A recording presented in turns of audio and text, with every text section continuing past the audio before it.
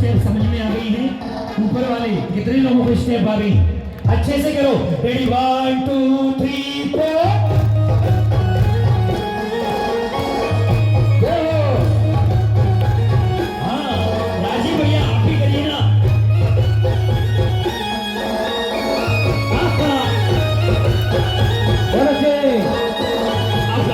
सौरभ सागर नाम रे, शाम रे,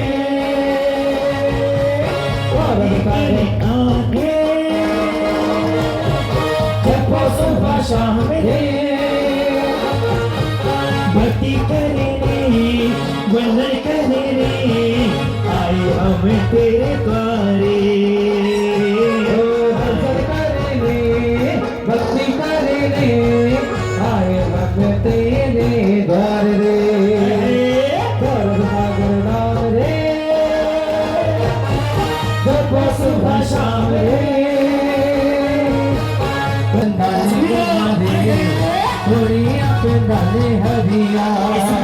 दादा हो क्या जाता है, थोड़ी देर बाद लोग म्यूजिक भूल जाते हैं। अपना लेफ्ट हैंड उठाओ सभी लोग एक साथ, इधर देख के, आगे की तरफ देख के।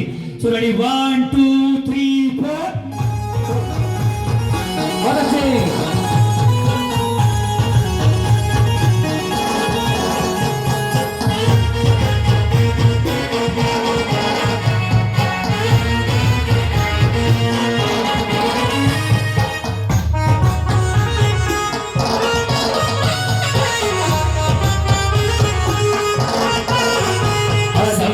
करके नाथ रे, जय हो पारस नाथ रे, संवेद शिखर के नाथ रे, जय हो पारस नाथ रे। बचपन से आया बाबा भूल नहीं जाना रे, बचपन से आया बाबा भूल नहीं जाना रे। पारस तेरा नाम है, जपना मेरा काम है, पारस तेरा नाम है, जपना मेरा काम है। बचपन से आया बाबा भूल नहीं जाना। जिनवर से तो नहीं मिली है, लेकिन बिना जिनवर के जिंदगी न जिए, ऐसी भावनाओं के लिए ही परमात्मा की आराधना की जाती है। इसीलिए जैनियों में जिनेंद्र के पास पहुंचाने का पहला क्रम जन्म के 45 दिन के बाद ही हो जाता है। कोई भी घर में बालक जन्म ले, जैसे ही माता शुद्ध होती है,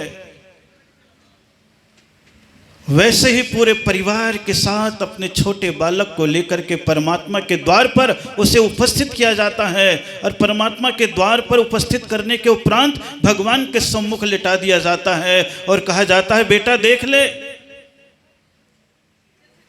तेरे परमात्मा ये जिनेंद्र भगवान है।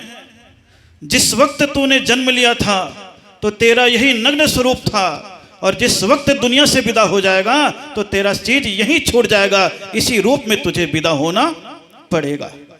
इस सत्य को जानने के लिए तू आज आंखें खोल करके देख ले, और देख करके इनके जीवन की चर्या को अपने जीवन की चर्या अंशांश के रूप में बनाने की चेष्टा करना प्रारंभ कर दे। ये जैन दर्शन की पहली शिक्षा हो जाती है। जब तक वो परमात्मा के दर्शन नहीं कर लेता है, तब तक उस बच्चे को दुनिया के लोगों को भी नहीं दिखाते थे, केवल परिवार को छोड़ करके, क्योंकि उन्हें मालूम था पता नहीं किसकी छाया किसकी निगाहें गलत इसके ऊपर पड़ जाए, और एक बार भी गलत छाया पड़ जाती है तो संस्कारों का परिवर्तन धीरे धीरे प्रारंभ भी हो जाता है। और घटनाएं भी आप सुनते हो कि कई सम्राट ऐसे हुए, युद्ध हुए, तो जैसे ही छोटा बच्चा था छोड़ दिया गया तो धाई ने उसको दूध पिलाया, नौकरानी ने दूध पिलाया, आया ने दूध पिलाया, काम वाली ने दूध पिलाया, तो 100 दिन का संस्कार एक तरफ हो जाता है। और एक क्षण जो दूध पिलाया, उस समय उसकी कौन सी ऐसी मनोभावना होती है कि उसका भय, उसकी त्रुटि, उसका परिवर्तन यौवन में अपने आप ही प्रकट हो जाता है। ये कथाएं आप सुनते हो। इसलिए जो छोटी छोटी कथाएं आपको कभी कभी बताई जाती हैं, उस कथाओं के माध्यम से सोचो कि विभाव का सद्भाव तो हमारे भीतर बहुत हो चुका, लेकिन स्वभाव का सद्भाव होना आवश्यक है। इसलिए 32 गुण में आप कर रहे हैं, चेतन विभाव पुद्गल विकार है, शुद्ध बुद्ध तिस निमित्त टार। जो भीतर चेतना है वो तो शुद्ध है, लेकिन अभी हमारी जो शुद्ध चेतना है वो लोहे में छिपी हुई नहीं, पाषाण में छिपी हुई स्वर्ण के समान है। आप लोग कभी कभी शास्त्रों में पढ़ते भी होंगे कि अंध पाषाण में भी सोना छिपा होता है, लेकिन निकाल करके जब तक तपाया नहीं जाता है तब तक उसके भीतर का सोना बाहर नहीं निकलता है। लेकिन हर पाषाण में भी स्वर्ण नहीं होता, हर मिट्टी में आपको लोहा तो मिल जाएगा। जरा सा आप चुंबक ले लीजिए और चुंबक लेकर के यहीं की मिट्टी में यूं हिलाइए, आप देखिएगा लोहे के कण उसमें चिपक करके आ जाएंगे। लेकिन आप चाहो सोना चिपक जाए तो सोना कहीं कहीं पर प्राप्त होता है। उसी प्रकार जीव तो संसार में कहीं पर भी आपको मिल जाएंगे, लेकिन कोई कोई जीव ऐसे होते हैं जिसे भव्य जीव के रूप में स्वीकारा जाता है, जो अपने चेतन स्वभाव को पहचानने के लिए बाहरी विभाव भाव से अपने आप को बचाने की चेष्टा करता है। अभी आप सांसारिक विभाव भाव से बच करके स्वभाव भाव में आए हैं तो वो स्वभाव जिनेंद्र भगवान का है, लेकिन अभी पूज्य के रूप में स्वभाव प्रकट नहीं हुआ है, अभी तो पूजक के रूप में हुआ है। और ये ख्याल कर लेना, जब तक पूजक नहीं बनोगे तब तक पूज्य नहीं बन सकते, जब तक भक्त नहीं बनोगे तब तक भगवान नहीं बन सकते, जब तक बेटे नहीं बनोगे तब तक पिता नहीं बन सकते, जब तक शिष्य नहीं बनोगे तब तक गुरु भी नहीं बन सकते। ये जैन दर्शन की विशेषता है कि अगर पिता बनना है तो पुत्र बनना भी जरूरी है, गुरु बनना है तो शिष्य बनना भी जरूरी है, और पूज्य बनना है पूजक बनना भी जरूरी है, भगवान बनना है तो भक्त बनना भी जरूरी है। भक्त बनना विभाव भाव नहीं, स्वभाव की ओर पहला कदम है, क्योंकि वो तपने के लिए चला गया। इसलिए आप सोने को क्या कहते हो? 16 वाणी का, 16 बार तपा दिया। कितने बार? क्या बोलते हो? 16 वाणी का 16 बार तपा दिया गया, यानी उसके पूरे विकार निकाल दिए। और अपने यहाँ भी कहा जाता है 16 कषाय का जहाँ विसर्जन हो जाता है, यही जीव शुद्ध सोने के रूप में परिवर्तित हो जाता है। इसलिए सोने का समय नहीं है, ये जागने का समय है। विभाव का समय नहीं है, स्वभाव का समय है। लेकिन जिंदगी कभी कभी संसार में रहते हैं तो विभाव का इतना प्रभाव हमारे जीवन में पड़ जाता है कि हम अपने स्वभाव को ही भूल जाते हैं। मैना सुंदरी की कथा आप सुन रहे हैं और निरंतर सुन रहे हैं, रोज कहीं ना कहीं बात आ रही है, और कल भी बात यही आ गई थी कि संस्कार उसे बचपन में तो 45 दिन के बाद मंदिर लाके दिया ही गया था, लेकिन 5 या 8 साल की हुई तो गुरुकुल में पहुंचा करके संस्कार दिए गए। 12 वर्ष तक वहां संस्कार पड़े, शिक्षा के भी, दुनियादारी के भी, परमात्मा के भी, भक्ति के भी। और उसका परिणाम ये निकला कि वहां से जब घर लौट करके गए तो लौट करके सबसे पहला काम भगवान की पूजा आराधना करके अपने परिवार को गंधोदक पहुंचाने का रहा। किसको पहुंचाने का रहा? किसको पहुंचाने का रहा? गंधोदक को। थोड़ा सा जल पहुंचाने का रहा, क्योंकि जिनेंद्र भगवान के मस्तक से निकला। और उसी समय पिता के मन में भी भाव पैदा हो गया है कि बेटी जवान हो गई है, इसलिए इसका विवाह करना है। और यहां तक के भाव तो पैदा हो गए, लेकिन फिर प्रश्न पिता के मन में उठ गया, जिसके साथ तुम्हें विवाह करने की इच्छा हो, तुम उस वर को प्रकट करो। समय अलग अलग होता है, संस्कार अलग अलग होते हैं। एक समय वो था चॉइस से भी की जाती थी, एक समय वो हुआ कि स्वयंवर से भी की जाती थी, एक समय वो आ गया कि अपहरण से की जाती थी, एक समय वो आ गया कि दबाव से की जाती थी, एक समय वो आ गया कि इतना आक्रमण हो गया कि जहाँ चाहे वहाँ भी विवाह कर दिया जाता था। और जब ऐसी परिस्थितियां आने लग गई तो बचाव के लिए फिर वर्णों के बाद जातियों की भी व्यवस्था हो गई। पहले वर्ण की व्यवस्था थी, उसके बाद किसकी व्यवस्था हो गई? जातियों की व्यवस्था हो गई। ये सब इतिहास है और इतिहास को भी समझ करके रखना। वर्णों की व्यवस्था थी तो ब्राह्मण, क्षत्रिय, वैश्य और शूद्र मान लिए जाते थे। चारों वर्ण अगर दिए भी गए थे तो उनके कार्य प्रणाली पर दिए गए थे, ना कि जन्म से दिए गए थे। किससे दिए गए थे? कार्य प्रणाली से दिए गए थे। इसलिए तुम्हारा कार्य वर्तमान में कौन सा है, तुम उसी वर्ण के हो। लेकिन हम लोगों ने उस मूल सूत्र को तो भूल गए कि कार्य से दिया गया था, अब पैदाइशी धर्म को मानने लग गए कि अगर जैन कुल में पैदा हो गए तो हम जैन हैं, चाहे बाहर जाकर के शराब क्यों ना पिए। सोचेगा, चाहे बाहर जाकर के आचरण कुछ ना हो,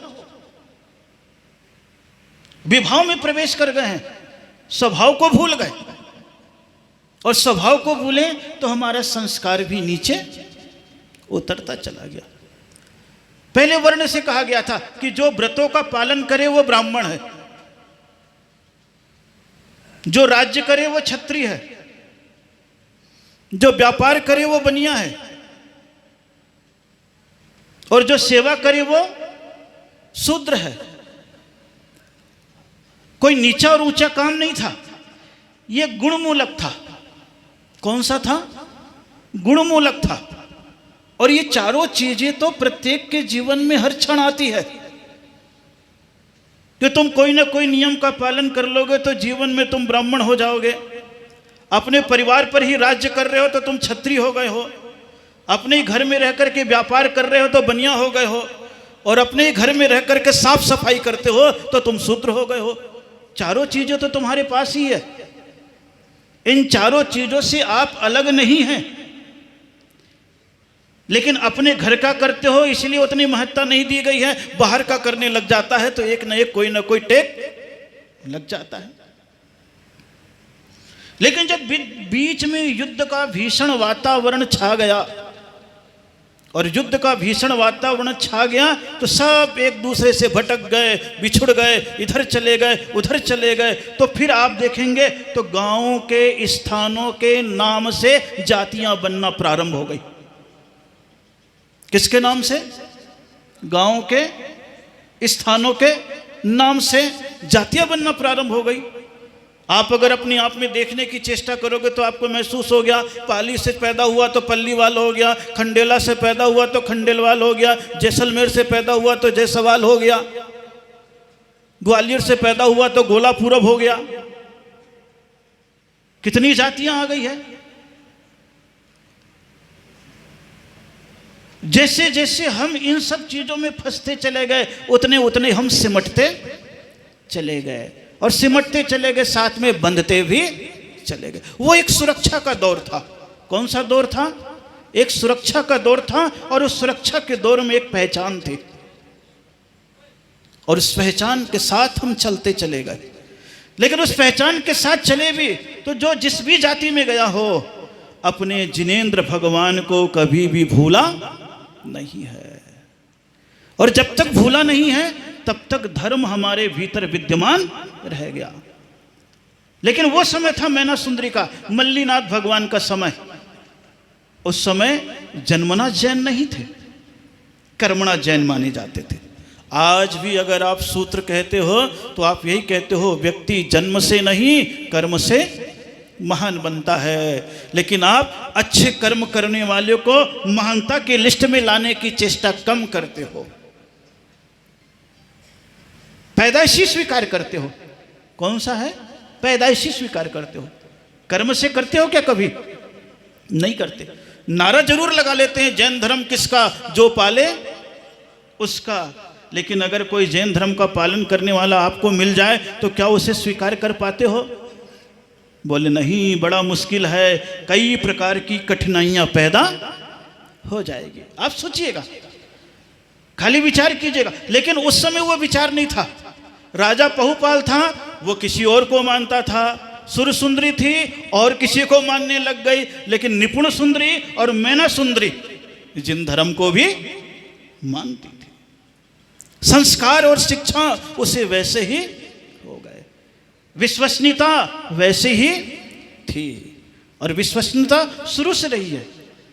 जैनियों की विश्वसनीयता आज की नहीं है, शुरू की है। चाहे कोई भी शासक वर्ग रहा हो, अक्सर करके उनके पीछे कोई ना कोई जैनी रहा है, क्योंकि लोगों को विश्वास था कि ये जैनी है, जो चींटी मारने से डरता है वो किसी का कत्ल क्या करेगा। जो पानी छान करके पीता है उसकी वाणी झूठी नहीं हो सकती है, उसकी वाणी भी छनी छनाई ही निकलेगी। कई बार तो ये तक कह दिया जाता था, पंचायत में जो बात जैन बोल दिया जाए तो जैनियों की विश्वसनीयता इतनी थी कि फिर दूसरे की बात सुनी भी नहीं जाती थी। इन सब बातों को देख करके हमें सोचना चाहिए कि हमारी विश्वसनीयता कितनी ऊंची थी, आज हम अपनी विश्वसनीयता को कितने नीचे ले आए हैं। इतना विचार जिस दिन करने लग जाओगे उस दिन आगे बढ़ने की चेष्टा करते चले जाओगे। तुम जो विभाव में प्रवेश कर गए हो वो स्वभाव में आने लग जाओगे। यहाँ स्वभाव का अर्थ अभी केवल आत्मा में प्रवेश करना नहीं है, अपने धर्म में प्रवेश करना भी स्वभाव है, अपने संस्कार में प्रवेश करना भी स्वभाव है, कसायों को कम करना भी स्वभाव है, त्याग मार्ग को संक्षिप्त रूप में अपनाना भी अपने स्वभाव की ओर कदम बढ़ाना है। केवल ये सोच करके चलो। जितना ये सोच करके चलने लग जाओगे तो ये पूजा में बैठे हुए हो, इस पूजन में आपको बैठ करके जितने शांति से अभी सुन रहे हो उतने शांति, सहभागिता, परस्परोपग्रह, जैना नाम, जीवा नाम अभी नहीं बोल रहा हूं मैं, अभी जैना जीवा नाम नहीं बोल रहा हूं। तत्वार सूत्र में तो लिख दिया उन्होंने, परस्परोपग्रह जीवा नाम, परस्पर में एक जीव दूसरे जीव का उपकार करते हैं। अभी तो मैं इतना ही बोल रहा हूं, परस्परोपग्रह जैना नाम, जैन ही एक दूसरे का उपकार करने लग जाएं तो अभी ही आपका उत्थान होना प्रारंभ हो जाए, जैन ही होने लग जाए। जीव की तो बात सेकंड पार्ट है। अभी हम स्वयं जैन होकर के भी परस्पर में एक दूसरे का उपकार नहीं कर पा रहे हैं, क्योंकि वही चीज आ गई है जो मैना सुंदरी और राजा पहुपाल में था। राजा पहुपाल के पास था मैं करने वाला, मैं कराने वाला, मैंने पढ़ाया, मैंने जन्म दिया, मेरी पुत्री, मेरे से पहचान।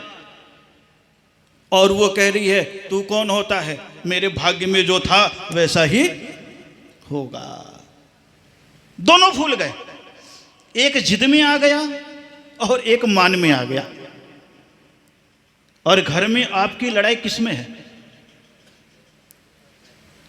जिद और अहम, कुछ नहीं है। और इनों को अगर आप डालोगे पेट में तो थोड़े देर बाद असर करेगा, लेकिन ईगो तुरंत असर करता है आपको। कहते हो ना कभी कभी पेट को साफ करने के लिए थोड़ा देर बाद असर करता है इनो तो, लेकिन आपका ईगो एकदम प्रेजेंट तैयार बैठा है, एक क्षण भी नहीं आता। सोचना केवल, आप केवल विचार करते चले जाओ। पूजा तो 32 सर्ग है, 16 मिनट में हो जाएगी। कितने देर में हो जाएगी? लेकिन 16 का जीवन बनाने में 16 जिंदगी भी लग जाएगी, 16 भाव भी लग जाएगा।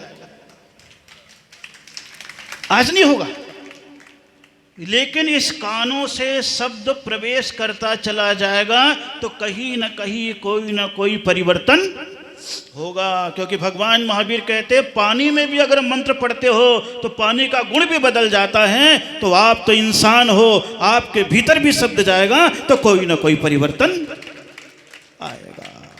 और परिवर्तन के लिए यह पंच परावर्तन तो चल रहा है, लेकिन जीवन का ये परिवर्तन है। एक तरफ अहंकार था और एक तरफ जिद थी। वो चाह रहा था कि मैना सुंदरी मुझे श्रेय दे दे, और मैना सुंदरी कह रही थी मैं श्रेय क्यों दूं, मेरे अतीत का पुण्य था, इसलिए मुझे राजघराने में मेरा जन्म हो गया। लेकिन इंसान अगर अच्छी चीज मिल जाए तो कृतज्ञता सदैव ज्ञापित करते रहना चाहिए। अगर कृतज्ञता ज्ञापित करता रहता है तो उसके भीतर कहीं पर भी जिद का भाव, क्रोध का भाव, उपेक्षा का भाव, फ्रिक्शन का भाव पैदा होने वाला नहीं है। और जो आदमी दूसरे के लिए अच्छा काम करता है उसके मन में कभी भी मैं का भाव और श्रेय का भाव पैदा ना हो, क्योंकि अगर वो भाव पैदा हो जाता है तो नीचे वाला भी नकारात्मक दृष्टि को अपनाना प्रारंभ कर देता है। महावीर दोनों तरफ से बांधते हैं। इसलिए जब कभी भी तुम्हारे से अच्छा काम हो, अच्छा जीवन हो, अच्छी संपत्ति हो, अच्छा परिवार हो, तो तुम कहना हे प्रभु आपकी कृपा। कृतज्ञता किसके ऊपर छोड़ देना? भगवान के ऊपर। श्रेय किसको देना? भगवान को देना। क्यों? क्योंकि उनकी कहीं न कहीं भक्ति, सेवा, पूजा की होगी, इसलिए आज तुम्हें श्रेष्ठ वस्तु मिली है। और कहीं कोई चीज खराब हो जाए तो भगवान को दोषी मत ठहराना। किसको ठहराना? अपने आप को, कि मैंने कोई न कोई अतीत में पाप कर्म किया होगा, इसलिए आज मुझे उसका दुष्परिणाम भुगतना पड़ रहा। बस इतना सोच लेना। इतना जैसी सोचोगे तो आपके मन का विचार समता में परिवर्तित होने लगेगा, विषमता में जाने वाला नहीं है और अहंकार और ममकार में भी जाने वाला नहीं है। सोचना, केवल सोचने का समय है ये। पूजा के समय सोचो, आहार के समय सोचो। दो समय ही होता है, परिणाम थोड़े से निर्मल होते हैं, झट काम होता है। कब कब? जब साधु को आहार देते हो ना, तब थोड़ी देर के लिए परिणाम निर्मल होते हैं। आप कितना डरते हो? उस समय आप नहीं डरते हो। आपका पाप, आपका गलत काम आपको डराता है। हे भगवान, मैं इस योग्य तो हो नहीं, फिर भी मैं योग्यता को प्राप्त करने के लिए आ रहा हूं। तो पुण्य के समक्ष, पाप आचरण के समक्ष तुम्हारा पुराना दुराचरण घबराता है। उस समय तुम्हारे भावों की निर्मलता होती है। इसीलिए पुराने जमाने के महाराज जो होते थे, जब आप बाहर को जाते थे तो कोई ना कोई नियम पकड़ाते थे। आप उस समय इतने निर्मल हो जाते थे, कहते ठीक है महाराज, 1 मिनट में नियम ले लेते थे। पूजा के समय जो आपको बात कही जाती है, कहीं ना कहीं आप निर्मल भावों से आते हैं, विकल्पों से मुक्त होकर के आते हैं, तो आपके मन में वो बात तुरंत प्रवेश करती है, बाकी समय में कम करती है। ये माना गया है, कर्म है। उस समय भी वही था, लेकिन बोल करके तो आ गई कि आपके कारण से नहीं है, मेरे भाग्य के कारण से है। बहस होने लग गई, और जैसे ही पिता और पुत्री में बहस होने लग गई तो उसका सैनिक कहता है, राजन, वन भ्रमण का समय हो गया है, आप चलिए। क्योंकि समझदार था। समझदार व्यक्ति का यही काम होता है, जहां आपस में दो की लड़ाई हो, एक को उठा करके दूसरी जगह ले जाए, वहां का विवाद अपने आप ही कम हो जाएगा। और दो की लड़ाई अगर आप देखने लगोगे और उकसाओगे, कर तो मैं तो हूं तेरे पीछे, तो क्या होगा? विवाद बढ़ जाएगा। समझदार मंत्री था उसका, समझदार सैनिक था। उसने कहा, राजन, आपके भ्रमण का समय हो गया है, आप चलिए वन भ्रमण को। और जैसे ही वन भ्रमण के लिए निकला तो राजा तो वन भ्रमण को जा रहा है, अपन यहां पर अर्घ चढ़ा रहे हैं। क्या चढ़ा रहे हैं? अर्घ। दोनों काम करना है, और एक एक अर्घ चढ़ाने यहां पर। लेकिन आज मैं चढ़ाऊंगा नीचे वाले से भी, ऊपर वाले से भी, क्योंकि अभी यहां पर कह रहे थे ना कि कुछ लोग बिल्कुल नए, पहली बार सिद्ध चक्र महामंडल विधान में बैठे हैं। कितने लोग बैठे हैं ऐसे? बहुत अच्छा, चलो इतने लोग। बाकी कई लोग बैठे हुए यहाँ, यानी परमात्मा की पूजा आराधना आप सभी लोग करते रहते हैं। तो अभी तो सौधर्म इंद्र चढ़ा रहा है, अब ऊपर 4 इंद्र खड़े हो जाएंगे, यज्ञ नायक, मैना सुंदरी और चक्रवर्ती कुबेर, ये भी खड़े हो जाएंगे। और नीचे वो खड़े हो जाएंगे जो पहली बार विधान में बैठे हैं, वो सामने आ जाएंगे। पहली बार जो विधान में बैठे हैं वो सामने आ जाएंगे। ओम ह्रीं शुद्ध चेतनाय नमः अर्घ्यम निर्वपामिति। बहुत अच्छा। भक्ति के साथ आइए। चार चार इंद्र आइए चार इंद्र आती है। बाजे छे नौबत बाजे मारा चांदगिरी रा राजा बाजे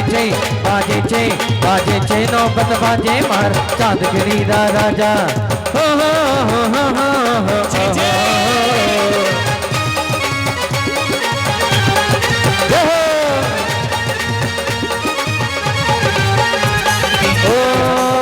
आदि वेद विच्छेद की निचायक विशुद्ध निज बावली निर्क्षेप निरक्त निर्विकार नम सत्य ज्ञान में सिद्ध सार। बहुत सुंदर। कपड़े में इत्र लगा करके खुशबू अगर बिखेरे भी ली तो कोई महत्व का नहीं। मजा तो तब आता है जब आपके आचरण से खुशबू महके। कपड़े में तो बहुत लगा करके घूम लेते हो, वो सुगंध कितनी देर की होती है? थोड़ी देर की। कितनी देर की होती है? 2 मिनट। और आपकी खुशबू तो इत्र की भी नहीं होती है, परफ्यूम की होती है, जो 1 घंटे में ही गायब हो जाती है। इत्र की तो कम से कम 1 दिन 2 दिन घिस लो तो दोबारा आ भी जाती है। तो आपकी खुशबू परफ्यूम के समान नहीं होनी चाहिए कि जब तक विधान है तब तक तो आ रही है। क्या समझ में आई? उसके बाद भी वो खुशबू आए, ऐसा इत्र, ऐसा चरित्र अपने भीतर जन्म देना है।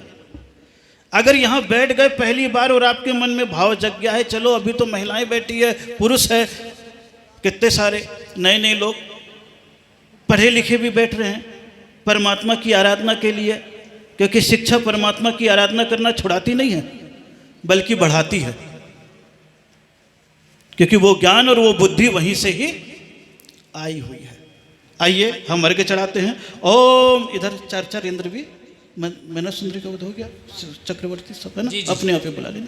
ओम ह्रीं शुद्ध ज्ञानाय नमः अर्घ्यम निर्वपामिति स्वाहा।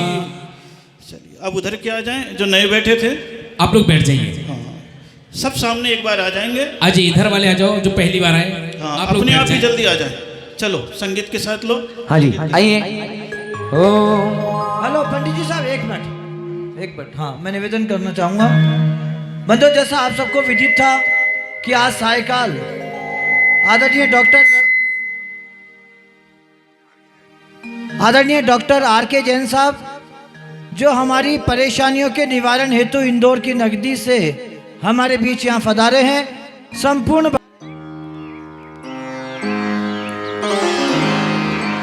श्रीपाल और मैना सुंदरी के माध्यम से मोदी और रमेश जी बोरा, हमारे गौरवाध्यक्ष के दोनों हाथ, दोनों सोच, दोनों आंखें, ये दोनों महानुभाव बहुत प्यारे हैं, बहुत हसमुख हैं।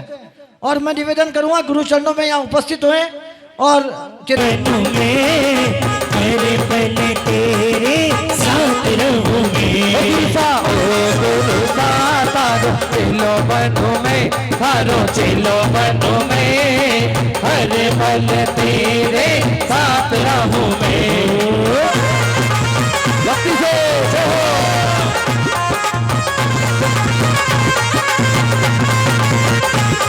अरे सावन का महीना होगा उसमें होगी राखी, सावन का महीना हो उसमें होगी राखी, राखी तेरी डोर बनूं मैं, हरी डोर बनूं मैं, हर पल तेरे साथ रहूं मैं।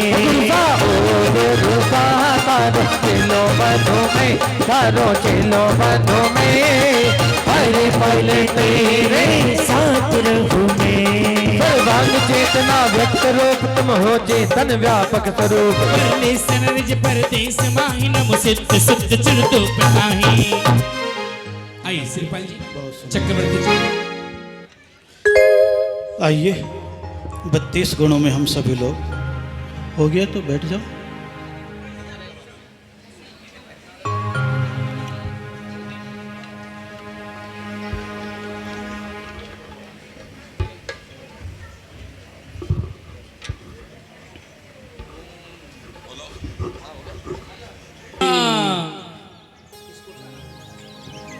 हाँ, अब जो बाहर के बैठे हुए हैं इसमें झोटवाड़ा जैन समाज, संभाग, अच्छा समाज के जो संभाग लिखा है, जोड़वाड़ा झोटवाड़ा जैन संभाग के जितने बैठे हैं, झोटवाड़ा के कितने बैठे हैं?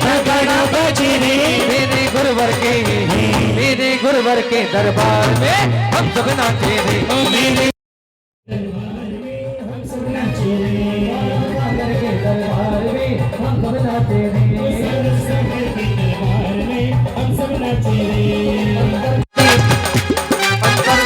विपांगतार तुम जाति शुद्ध रूप गुण गण विशेष। बहुत सुंदर। देखिए यहाँ पर भी यही अर्घ आया, तुम जाति भेद बाहिज बिटार। भगवान सारी जातियों से परे हैं। किससे परे हैं? जातियों से। भगवान की कोई भी जाति नहीं होती, लेकिन आपकी जाति दिल से जाती ही नहीं। किसकी जाति? कितने सारे भेद आ जाते हैं। अंतर विधि उदय विपाक टार, तुम जाति भेद बाहिज बिडार। क्योंकि चेतना में कोई भी अंतर,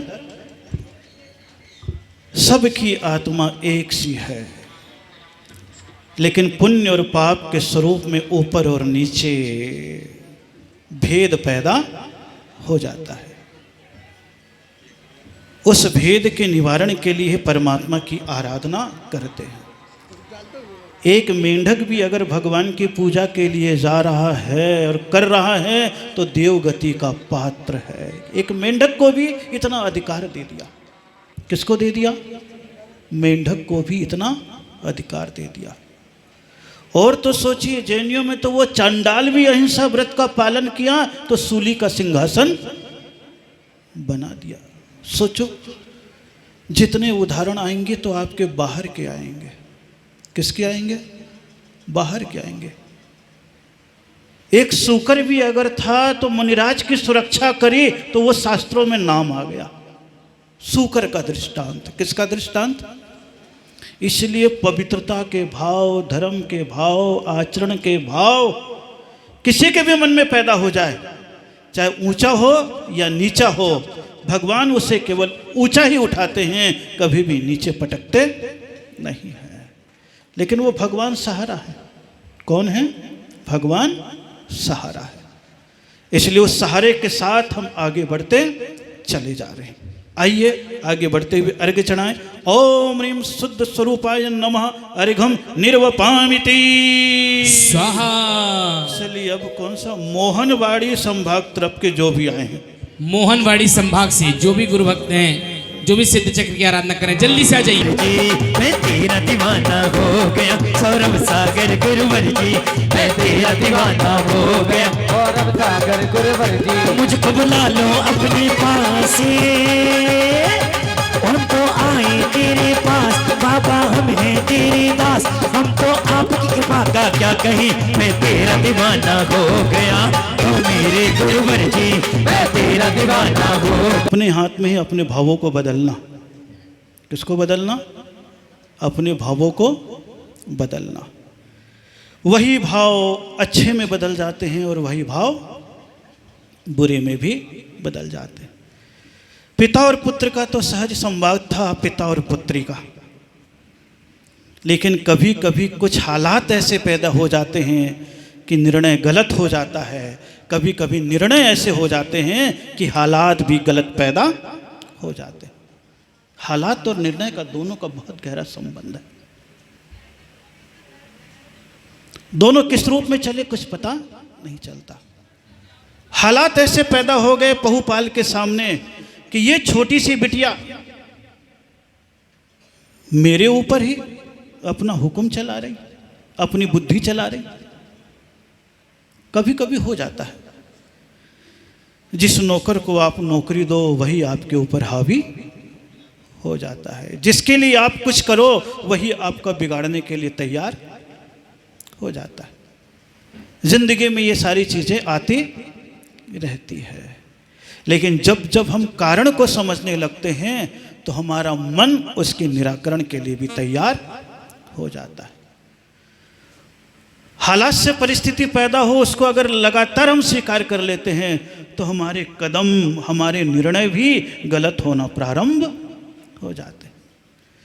वो वन के उद्यान को चला और उज्जैनी नगरी में जैसे वन उद्यान की ओर चलने लगा तो वहाँ पर जाता है तो देखता है कि बगीचे के पहले ही बहुत सारे लोग बैठे हुए हैं। दुर्गंध भी आ रही है। बोले आज क्या बात है, इतने सारी भीड़ यहाँ पर नजर आ रही है, दुर्गंध भी आ रही है, क्या बात है?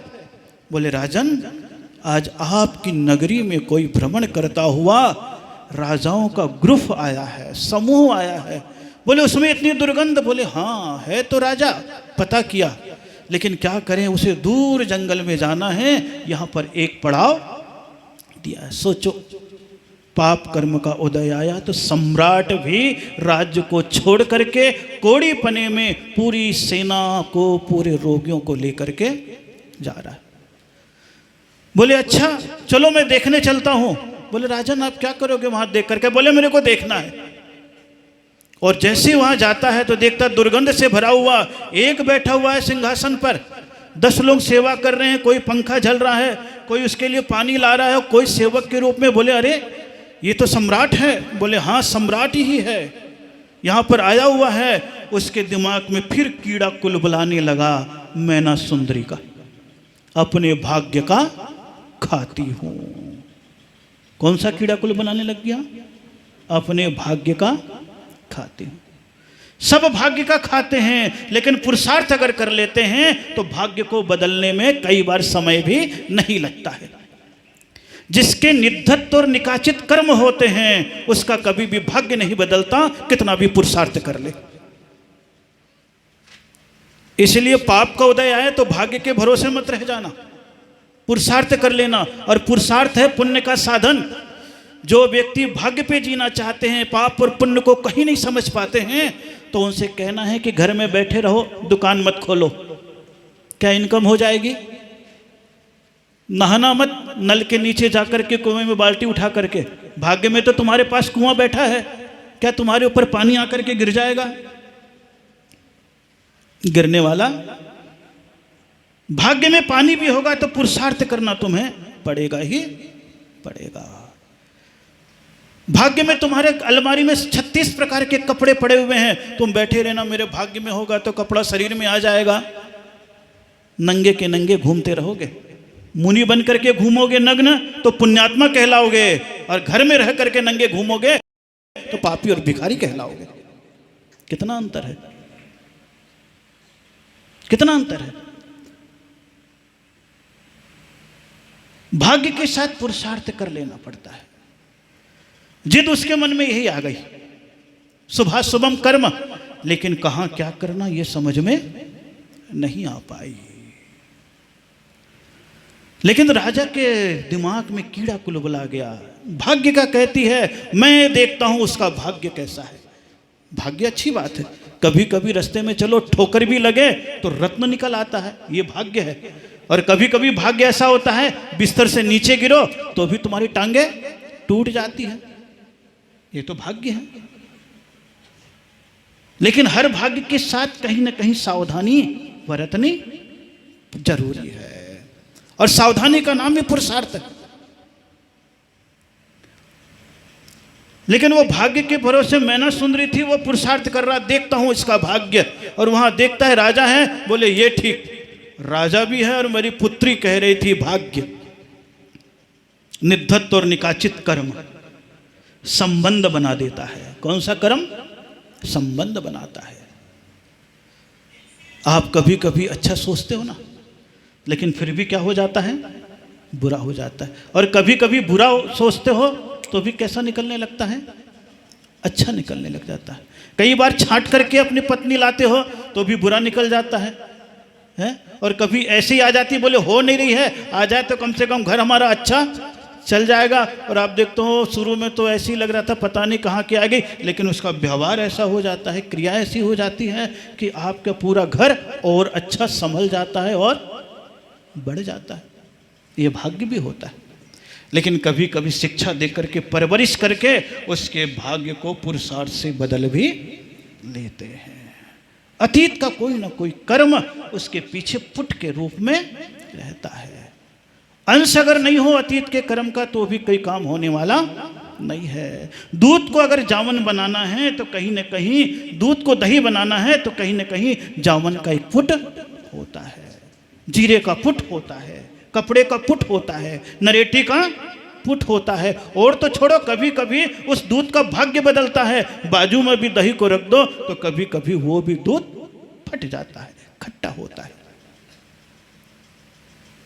पुरुषार्थ के बल पर जो काम होता है अलग होता है, और स्वाभाविक जो काम होता है वो अलग होता है। अगर दूध पात्र में पड़ा हुआ हो, फट जाए तो वो किसी काम का नहीं रहता है। लेकिन आपको रसगुल्ला बनाना हो तो दूध में नींबू डाल करके अगर फाड़ लो तो छेना भी बन जाता है और अच्छा रसगुल्ला भी बन जाता है। यद्यपि दोनों फटे हैं, लेकिन दोनों के फटने में अंतर है। एक भिखारी अगर फटा जींस पहनता है तो उसकी दरिद्रता झलकती है, लेकिन संपन्न लोग डिजाइन से फाड़ करके पहनते हैं तो फैशनेबल अच्छे कहलाते हैं। यही तो पुण्य और पाप है कि फटा दोनों के पास है, लेकिन दोनों के फटे में अंतर है। इसीलिए पुण्य पाप के फटाओं में भी अंतर है। यही तो धर्म है, यही तो जीवन है। इसी को तो समझना है, और इसी को समझने के लिए ही तो जिन धर्म कहता वो देखो मैना सुंदरी के पास भाग्य अतीत में कर्म का उदय आया। और श्रीपाल सोच रहा है कि देखूं क्या है। ओहो बहुत अच्छा सम्राट है, मैं मैना सुंदरी का विवाह इसी के साथ करूंगा। किसके मन में भाव आ गया? पिता के मन में। दुश्मनों को तो बहुत सारे बुरे काम करते देखे होंगे। कभी कभी मित्र क्या अपना ही अपने लिए बुरा काम कर बैठता है। सोच लिया उसने, और जैसे ही सोचा घर गया, जाने लगा, दिमाग में चल रहा है मैना सुंदरी का विवाह, इसका भाग्य, इसका भाग्य। वो वापिस लौट रहा है, अपन तो अर्घ चढ़ाएं। ओम ह्रीं शुद्ध स्वरूप भावाय नमः अर्घम निर्वपामिति स्वाहा। अब इधर शिवपुर और चित्रकूट के जितने बैठे हैं वो आ जाएं। शिवपुर और चित्रकूट 3 और 5 सेक्टर वाले भी। हाँ आ जाइए जल्दी से। ज्यादा 3-5 न करो और चुपचाप आ जाओ। आइए। हाँ 3 सेक्टर 5 सेक्टर शिवपुर और गुरुवर जी तारो बहुत बड़ो दरबार चाकर राखिलो। अरे चाकर राखिलो गुरुवर जी तारो बहुत बड़ो दरबार चाकर राखिलो। जय हो।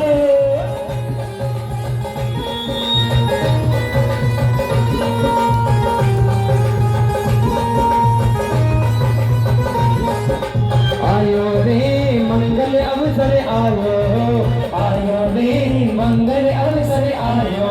पर हिबड़ारो मोरा नाचे वादा गुरुवर जी। ओ मारे हिबड़ा मोरा नाचे मारे गुरुवर जी।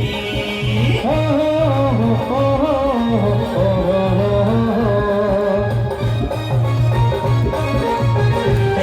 से अर्जी हो काल में नाटकी यही जानत थाने। हर नमो शुद्ध गुण सहित सिद्धरा। बात नहीं,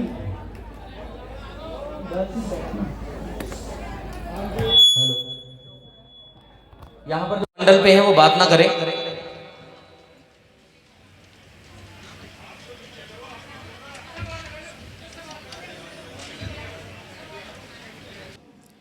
तिहु काल में ना डिगे, डिगता नहीं है। ऐसी बहुत बिरली आत्माएं होती है जब विकृति आती है तब शांत और सावधान रहते। रामचंद्र जी को राजगद्दी मिलने वाली थी। क्या मिलने वाली थी? क्या मिलने वाली थी? लेकिन शाम तक कौन से समाचार मिल गए? कौन से समाचार मिल गए? कौन से मिल गए? आपके घर में अगर लड़ाई हो जाए और एक व्यक्ति कह दे कि नहीं ये प्रॉपर्टी हम लेंगे, तुम यहाँ से बाहर निकलो, तो क्या होता है?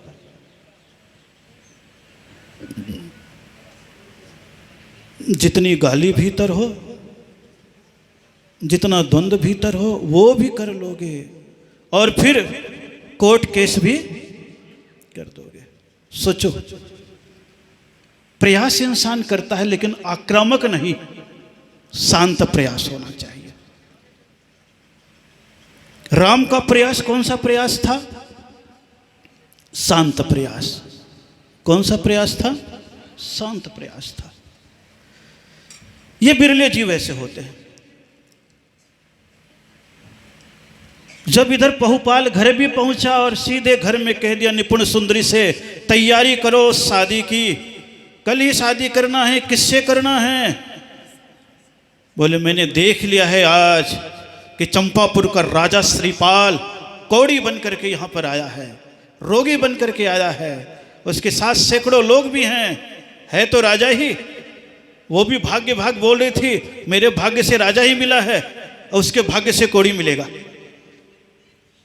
अहम भी और जिद भी, अपनी अहम की तृप्ति के लिए राजा भी देख लिया और उसकी जिद को परीक्षण करने के लिए कौड़ी भी देख लिया। भाग्य ऐसा संयोग बनाता है। क्या बनाता है? भाग्य ऐसा संयोग भी बना देता है। कई बार आप देखो, करोड़पति घर में कन्याएं होती है और कहीं स्कूल कॉलेज में पढ़ती है तो किसी गरीब के चक्कर में भी फंस जाती है। प्यार फिर अमीर और गरीब तो नहीं देखता ना। और कितनी जिद घर में कर लेती है कि सारा घर एक तरफ हो जाता है और उसकी जिद एक तरफ, और इसकी जिद को पूर्ति करने में कौन कारण बन जाता है? बोले कोर्ट कारण बन जाता है। परिवार कारण नहीं बनता है। कौन कारण बन जाता है? कोर्ट कारण बन जाता है। अब वहां तो कोर्ट राजा ही था। कौन था? राजा ही था। अब राजा ही निर्णय लेने वाला हो तो प्रजा की तो हिम्मत ही नहीं कि उसके विपरीत कोई बात बोल दे। लोगों ने बोलना भी चाहे, चुप, जो मैंने बोल दिया वही होगा। क्या स्थिति बनी होगी मां की जिस समय ऐसा पति निर्णय ले रहा होगा? लेकिन मैना सुंदरी के मन में भी ये भाव था कि ठीक है, पिताजी ने अगर ठान लिया है तो मुझे भी कोई परेशानी नहीं। भाग्य के ऊपर उसे इतना विश्वास था। किसके ऊपर? भाग्य के ऊपर। समत्व भी उसके पास आ गया था। बोले ठीक है, जो हो रहा है उसे मुझे देखना है। मन का विचार। निपुण सुंदरी भी जाती है उसके पास। बेटी, अभी भी पिताजी से कह दे, पिताजी जो आपकी इच्छा अधिकार था वही मुझे मिला है। आप मेरे क्रोध को, मेरे जिद को अपने ऊपर मत लीजिए। लेकिन बोले मां, मैं तो ये कहने वाली नहीं हूं। होता है ऐसा। बिरले जीव ऐसे होते हैं। कौन से होते हैं? बिरले। जैसे ही बहुपाल का आदेश हुआ, मैना सुंदरी भी मना किया, मंत्री ने भी, सेनापति ने भी, लेकिन फिर भी कोई सुनने वाला नहीं था। राजा ने कह दिया तैयारी करने। उधर सूचना भी पहुंचा दी कि श्रीपाल का विवाह मैना सुंदरी के साथ होगा। श्रीपाल सोचता क्या बात है, कहीं वो भी तो कौड़ी नहीं है? वो भी तो कौड़ी। क्योंकि आदमी जिस परिस्थिति में होता है उतना ही सोचता है। शायद ऐसा हो, आप भी तो कभी कभी ऐसा सोच लेते हो। कई बार आपको देख करके कोई अच्छा आता है तो आप कहते तो कोई ना कोई कमजोरी होगी, तभी तो बार बार जिद आपके मन में भी आ जाता है। लेकिन आपका अव्यक्त है, सम्राटों की कथाएं प्रेरणा के लिए निर्मित हो जाती है। उधर जैसे ही राजा बहुपाल को ने कहा कि मैना सुंदरी का विवाह श्रीपाल के साथ होगा, निपुण सुंदरी तो रोने लग गई। मैना सुंदरी कहती है, मां काय को तू रो रही हो? वो जब भाग्य बनाने वाले थे वो सोच ही रहे थे कि मैं जो कर रहा हूं तो वो करने दो। मेरे भाग्य का होगा तो भाग करके आ जाएगा, और मेरे भाग्य में नहीं होगा तो आया हुआ ही भाग जाएगा। ये तो भाग्य है। हो जाता है ऐसा कभी कभी।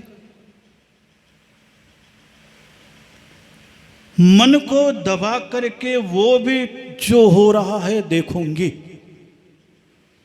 और आंसू बहा करके निपुण सुंदरी भी सोची करूं तो क्या करूं।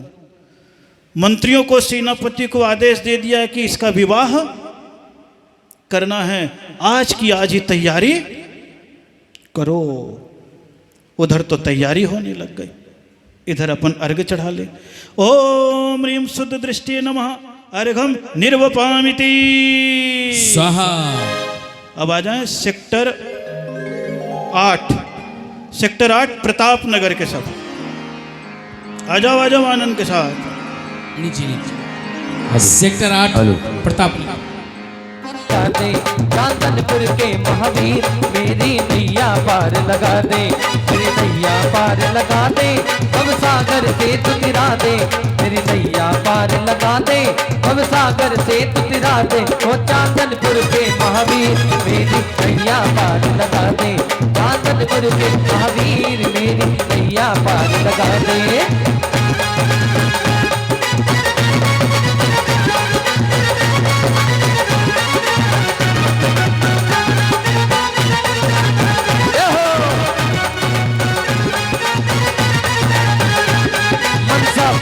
महावीर मेरी नैया पार लगा दे, मनसा पूर्ण महावीर मेरी नैया पार लगा दे, नैया पार लगा दे, भव सागर से तू तिरा दे, नैया पार लगा दे, भव सागर से तिरा दे, मनसा पूर्ण श्री महावीर मेरी नैया पार लगा दे। चांदनपुर के महावीर मेरी नैया पार लगा दे।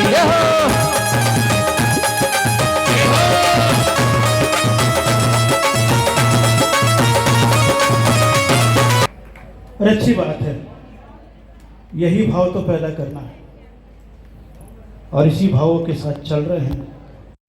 वो भी चला, दोनों तरफ की हट चल रही है। क्या चल रही है? दोनों तरफ की हट। एक तरफ राजहट है। कौन सा हट है? कौन सा हट है?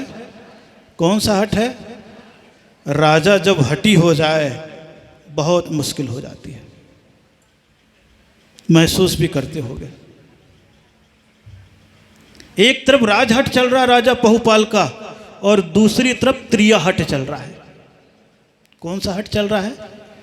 त्रिया हट। वो भी स्त्री थी, और स्त्री के साथ फिर कम उम्र तो बाल हट भी आ गई। कौन सी हट आ गई? कौन सी हट आ गई? और 4 हट जगत में खराब माने गए हैं। कितने हट? कितने हट? राजहट, त्रिया हट, बाल हट, साधु हट। हम लोग का भी नंबर है। साधुओं को भी हट योगी कहा है। वो जिद पे अगर ठान लेते हैं बैठ जाते हैं तो बैठ जाते हैं, और कई बार कई काम को ठान लेते हैं तो कर भी देते हैं। फिर दुनिया की परवाह उनको, ये गुण बताया गया है। राजहट, त्रियाहट, बालहट, साधुहट। ये हट तो फिर भी दुनिया का काम करता है, लेकिन एक हट सबसे खतरनाक होता है। चल हट। सबसे खराब हट कौन सा होता है?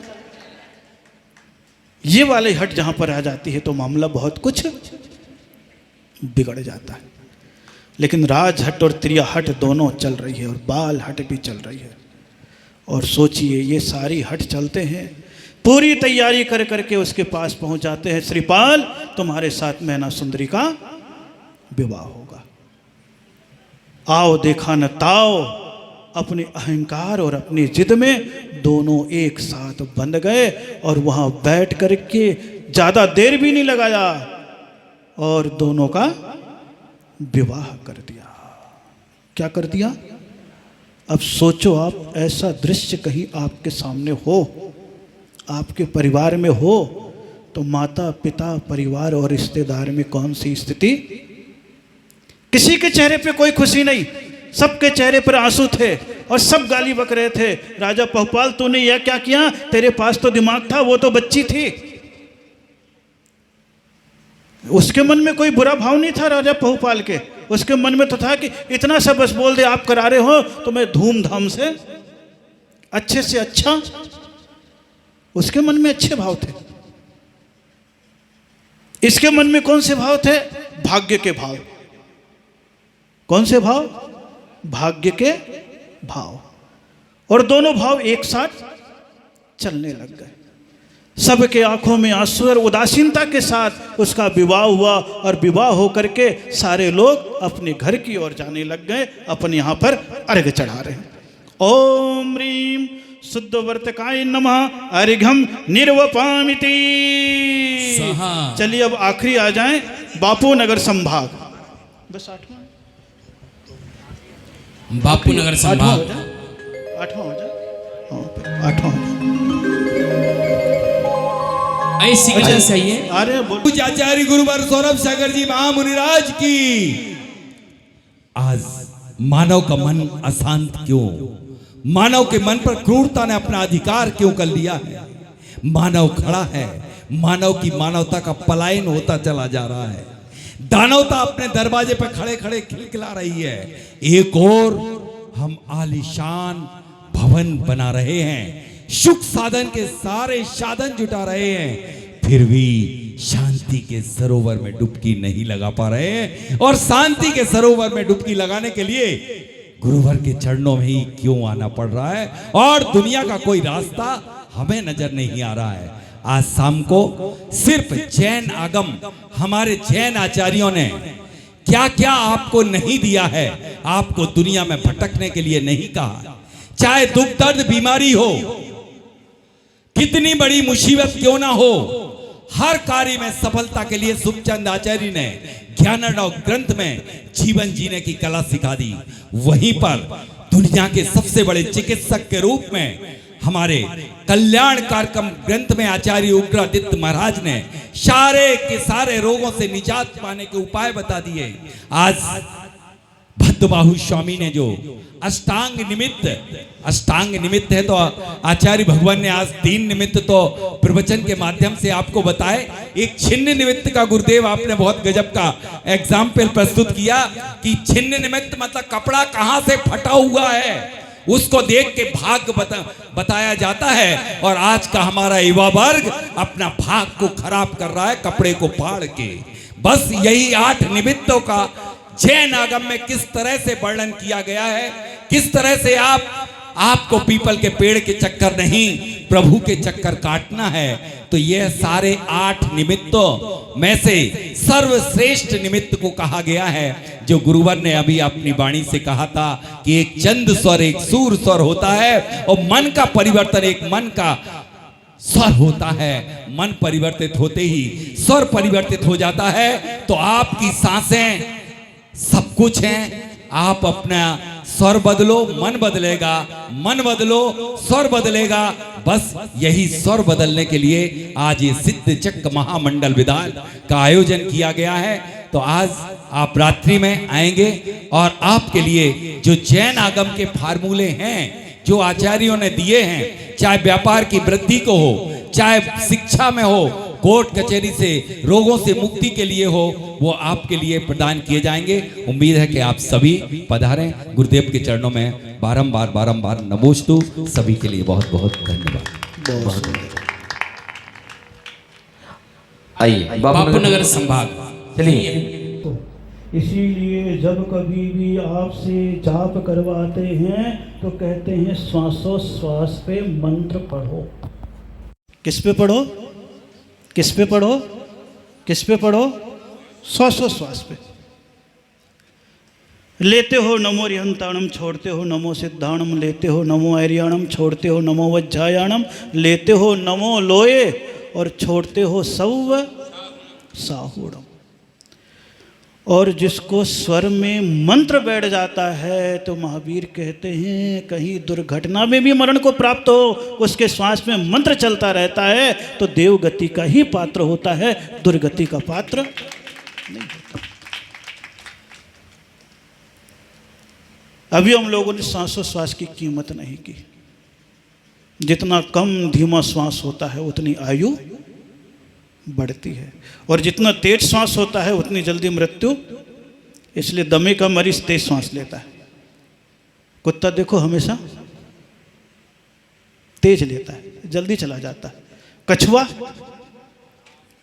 कछुआ कितना धीमे लेता है और कितने साल तक जीता है? कई सालों तक जी लेता है। इंसान को अभी श्वास पे कंट्रोल बताया, किस पे? चलिए आप सुनेंगे राजेंद्र जी से, मैंने तो कई बार पिछली गोष्ठी में इनको सुना ही सुना है। बैठा है कि नहीं? हाँ, आज भी आपके बीच में आए हुए हैं। ये जीवन है। श्वास का तो कोई भरोसा नहीं है। किसका कोई भरोसा नहीं है? श्वास का कोई भरोसा नहीं है। भरोसा तो किसी भी चीज का नहीं है, कब कौन से दाव कहां पलट जाए। हैं? भरोसा था क्या मैना सुंदरी को कि मेरी जिद के साथ मेरे पिता की भी जिद आ जाएगी? हैं? बापू नगर वाले का नंबर लग गया और बापू की कथा बता रहा हूं मैं तो, मैना सुंदरी के बापू की। किसकी बता रहा हूं? मैना सुंदरी के बापू की। कि कैसा हो जाता है इंसान। और वास्तव में कभी कभी इंसान करता नहीं है, उसके भीतर का कर्म उसको उस ओर ही प्रेरित कर देता है। कई काम आप भी महसूस करते होगे न चाहते हुए भी हो जाता है आपसे। और महावीर कहते हैं यही तीव्र कर्म का प्रवाह है। जब कर्म का तीव्र प्रवाह हो तो आप कुछ नहीं कर पाते, लेकिन फिर भी उस समय कहा जाता है शांत, क्योंकि जब कचरा तूफान में उठे तो उसे आंख फाड़ करके मत देखो, उससे जूझने की चेष्टा मत करो, दीवार की तरफ मुख करके आंख बंद करके बैठ जाओ। थोड़ी देर में तूफान टलेगा, फिर तुम उठो, फिर अपने काम को निकल जाओ। कभी कभी विपरीतता में हम काम करने लग जाते हैं तो बनता हुआ काम और भी हमारा बिगड़ जाता है।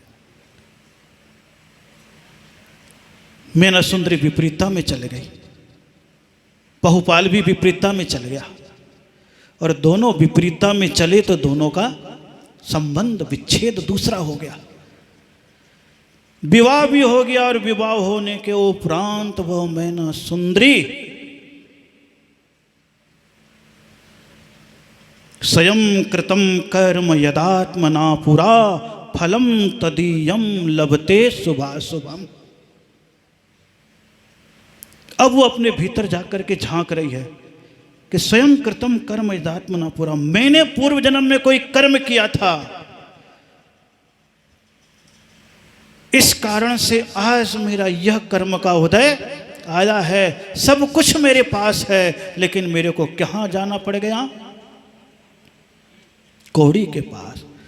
फलम त्वदीयम लभते शुभाशुभम परेण दत्तम यदि लभ्यते स्फुटम। अगर कोई पिता ही मेरे को कौड़ी दे रहे हो, ऐसा कभी नहीं है। स्वयं कृतम कर्म निरर्थकम तदा, अगर वो दे रहा हूं तो मेरे कर्म निरर्थक है, वो तो निमित्त मात्र बना है। क्या बना है? निमित्त मात्र बना है, लेकिन मेरे कर्म का उपादान ही ऐसा था कि मुझे इस कौड़ी के साथ विवाह करने के लिए मजबूर कर दिया। लेकिन बोले कोई बात नहीं, मेरे को अगर पत्नी बनाया है तो मैं सीख करके ही आई हूं, पत्नी का धर्म मुझे निभाना है। विवाह करके सब चले गए। श्रीपाल भी जब देखता है कि इतना सारा वैभव मेरे पास आया है, स्त्री को तो देखा नहीं, मैना सुंदरी को तो देखा नहीं, लेकिन सब चले गए।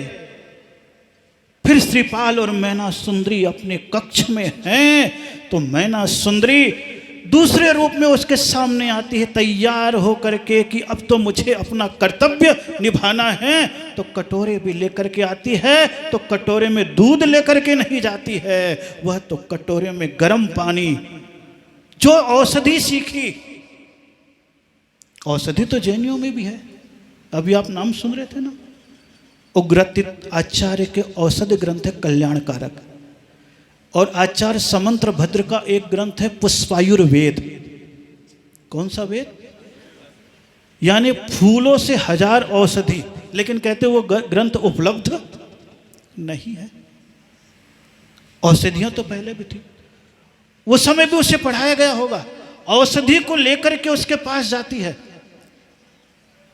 जैसे ही जाती है श्रीपाल तो सकुचाया, शर्माया, घबराया हुआ। उसके सामने जैसे ही जाती है तो उसके मन की धड़कनें बढ़ती चली जा रही है और मैना सुंदरी का साहस भी बढ़ता चला जा रहा है। मैं जाऊं और लेकर के और रुई को उस औषध युक्त पानी में डालती है। नाथ, अतीत के कर्मोदय से आपको कोढ़ जैसी बीमारी हुई है, प्रभु की आराधना करते हुए मैं आपके पास आई हूँ, कृपा कीजिए अपने चरण आगे रखिए ताकि मैं कोढ़ से बहते हुए मवाद को साफ कर सकूं।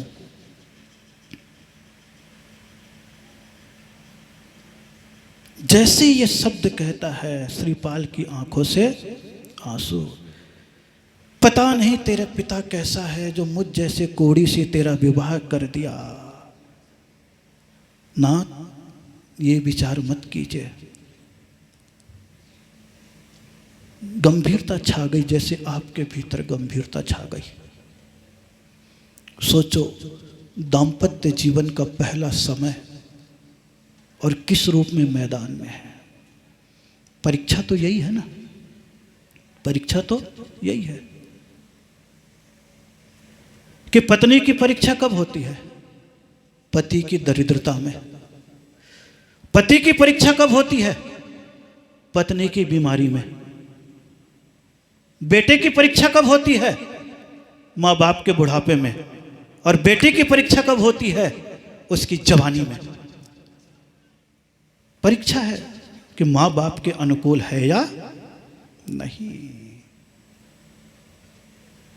सोचो, पति गरीब हो जाए, दरिद्र हो जाए किसी कारण से, और पत्नी हे भगवान मैं कहाँ फंस गई कह करके प्रताड़ना दे, क्या बीतेगी उसके घर में जिंदगी। अरे मैं तो सोच करके आई थी, बहुत बड़ी हवाबाजी कर रहे थे तुम, लेकिन भीतर से खोखले, अब बंद गए तो बंद गए।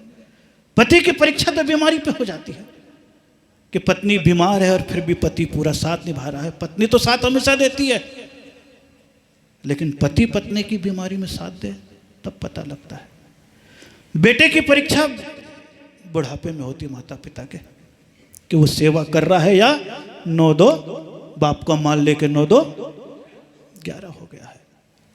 कैसे कैसे परिवार को आप देखते होंगे कि एक ही बेटा है, एक अलग किराए पे, एक अलग किराए पे, सेवा करने के लिए भी नहीं है, जन्म दिया है, कितना कोसते होंगे।